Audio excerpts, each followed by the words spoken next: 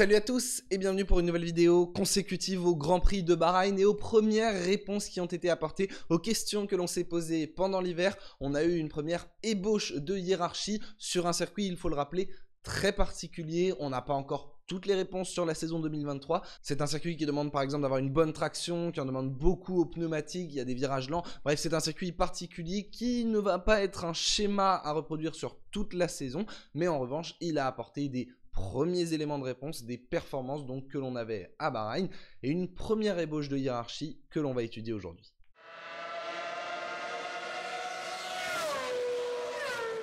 Et en qualification, c'était la très bonne surprise lorsque l'on a observé que les écarts étaient extrêmement serrés puisque 1 seconde et 188 millièmes séparaient seulement le meilleur temps de Carlos Sainz du dernier de Pierre Gasly. C'était extrêmement serré. Alors il faut aussi prendre en compte que les top teams ne roulaient pas encore à fond. Il y a eu de la grosse amélioration par la suite. Mais même si on prend la pole position finale et le chrono donc du dernier, seulement 2 secondes 4 les séparaient. C'est un écart alors certes qui peut paraître un petit peu important mais qui honnêtement est plutôt très encourageant. Il est important de rappeler qu'on n'est que dans la deuxième année de cette nouvelle réglementation et que les écarts déjà ne sont pas si grands. On peut peut-être déjà y voir les premiers effets du plafond budgétaire mis en place depuis la saison 2021 qui fait que les écuries ne peuvent pas dépenser plus que, cette année ce sera 135 millions de dollars et donc forcément si les dépenses sont très similaires, il y a peu de chances qu'il y ait des écarts en termes de performance trouvées. Et là, c'est vraiment une bonne nouvelle que l'on a pu observer tout au long de cette qualification. C'est très serré entre beaucoup d'équipes. Et cette hiérarchie, on peut la diviser en 2 gros blocs et c'est une vraie bonne nouvelle. Auparavant, on a eu des saisons où on avait les top teams, le haut du milieu de peloton, le milieu de peloton, le fond de peloton, enfin bref, il y en avait de partout. Là, cette année, il n'y a vraiment que 2 blocs, les top teams et le milieu de peloton.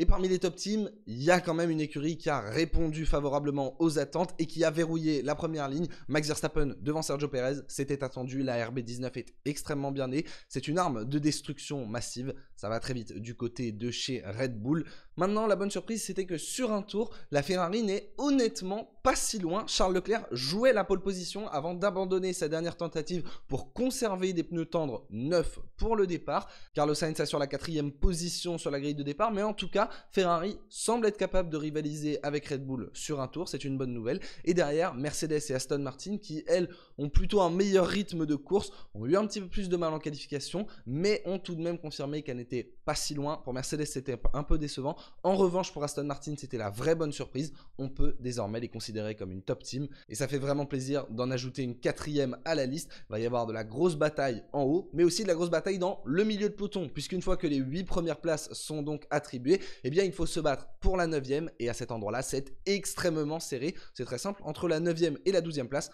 4 places, 4 écuries différentes qui les occupaient. C'est Esteban Ocon avec Alpine et leur expérience commune qui ont réussi à en tirer le meilleur, en tout cas en qualification. Très léger avantage à la marque française dans le milieu de peloton pour l'instant, mais c'est vraiment pas significatif. Ocon donc 9e sur la grille de départ, juste devant un certain Nico Hülkenberg qui a confirmé le très bon rythme de la Haas sur un tour. Il se hisse en Q3 et il vient ajouter de la variété dans ce milieu de peloton avec derrière un Lando Norris qui a signé une bonne qualification quand on voit les difficultés qu'a connu McLaren depuis les essais hivernaux. Il était 11e sur la grille de départ devant les 2 Alfa Romeo, 12e et 13e. Il se disait un petit peu déçu et pensait en avoir encore un peu sous le pied.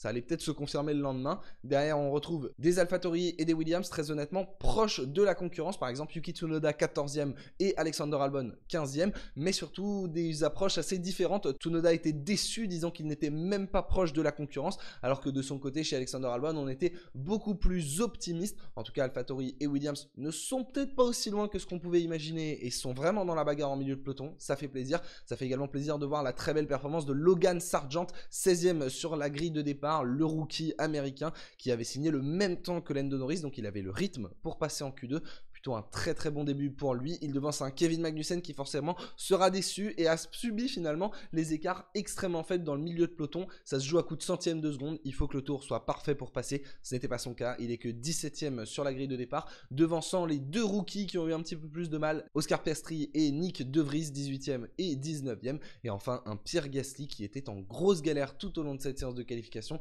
Il n'a pas réussi à s'acclimater vraiment au réglage de son Alpine. C'était assez compliqué. Il se retrouve dernier sur la grille de départ.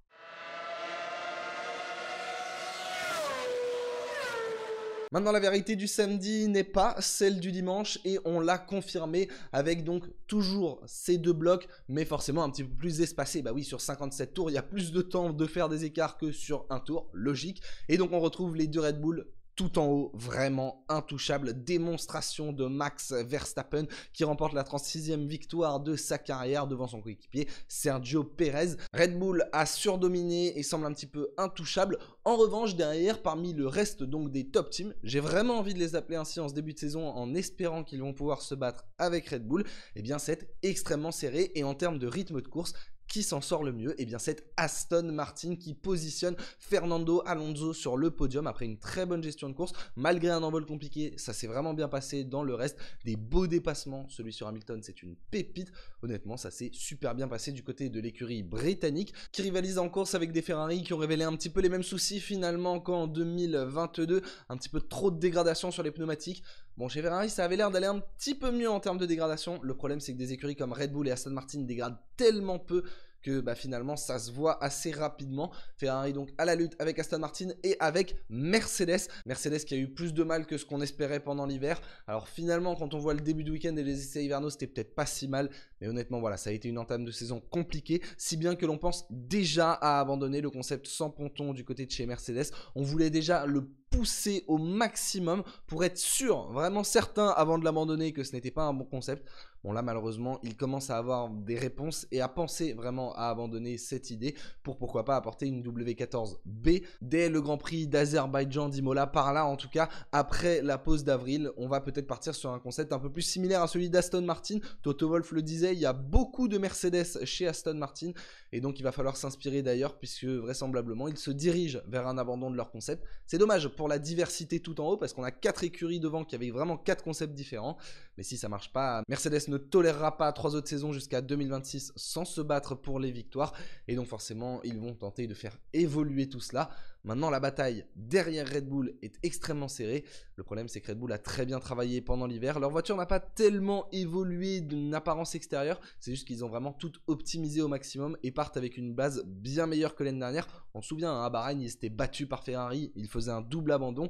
Là cette année la voiture est prête à débuter la saison, Helmut Marko l'a affirmé, ils sont déjà au niveau du poids minimum autorisé alors que l'année dernière ils étaient 20 kg au-dessus. Ça leur donne une sacrée avance quand on compare par exemple avec des Ferrari qui doivent toujours faire face à des problèmes de fiabilité. Forcément je ne l'ai pas mentionné mais Charles Leclerc a abandonné dans ce Grand Prix, on lui avait déjà changé sa batterie le matin. Bref, le reste des top teams ont du boulot s'ils veulent se battre face à Red Bull. Et derrière, quand je vous parlais d'une lutte serrée en milieu de peloton, eh bien la situation est similaire à celle des qualifications avec une organisation un petit peu différente, mais entre la 8e et la 11e position, 5 places, 5 équipes différentes. Même si on va élargir jusqu'à la 13e position, eh bien on a tout simplement toutes les équipes du milieu de peloton qui sont représentées. Seul Williams en positionne 2 dans les 13 premiers, donc c'est honnêtement une très très belle performance de leur part. Ce qu'on a pu observer en termes de rythme de course, c'est que l'Alfa Romeo effectivement a pas mal de potentiel. Valtteri Bottas termine meilleur des autres, 8e, devant un Pierre Gasly qui a effectué une excellente remontée. L'Alpine, je